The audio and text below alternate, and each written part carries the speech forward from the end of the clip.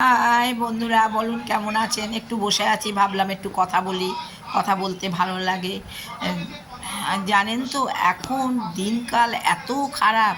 আপনি যেখানে ভালোবাসবেন, যে মানে সেখানে বিপদ। বেশি ভালোবাসলেই তার দাগ খাবেন। যেখানে আপনি মানে যাকে বন্ধু বানাবেন, প্রথম প্রথম খুব ভালো, তারপরেই সে আরেকজন এসে যাবে, তখন আপনাকে আউট করবে। বাবা, আমি এসবের মধ্যে নেই, আমি কোনো কিছুর মধ্যে নেই দিদি। দিনকাল পাল্টে গেছে, সেই আগের মতন সেই মানবিকতা, মানসিকতা, ভাই বোন বলে বা ছেলে মেয়ে বলে কোনো কিছু নেই যে যাকে টপকাতে পারে। এখন কি হয়েছে বলুন তো, বাবা মার পরে যদি কেউ থাকে স্বামী, স্বামী চলে গেলে নিজের মতন নিজে থাকো। টাকা পয়সা থাকলে তো কোনো প্রবলেমই নেই, তা নিয়ে তুমি থাকো, যথেষ্ট ঠিকঠাক থাকবে।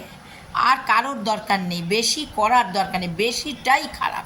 বেশি ভালোবাসা, বেশি বন্ধুত্ব, বেশি লোকজন, সব খারাপের দিকে। অতএব নিজের মতন নিজে থাকো, ভালো থাকো। একা, আমি যার জন্য ঘরে তালা দিয়ে আমি ঘরে একা বসে থাকি, আমি দিনরাত গান শুনি। আমার গান আমার মিউজিক থেরাপি, গান শুনি। টিভিতে একটু খবর শুনলাম, টিভিও আমি অত দেখি না, সিরিয়াল আমার ভাল লাগে না, ওই কাউতালি, ওই ঝামেলা। তার থেকে আমি গান শুনি, গানই আমার মনকে ভালো রাখে। আমার, আর আমাকে তো কেউ টলাতে পারবে, কারণ আমি এত ধাক্কা এত ধাক্কা এত ধাক্কা খেয়েছি, পাথর হয়ে গেছি। যার জন্য নিজে ঠিক আছি। আমাকে অনেক চেষ্টা করেছে, অনেক কিছু করেছে আমার নিজের লোকেরা। আর না দিদি, আমি এই ঠিক আছি, বুঝেছেন?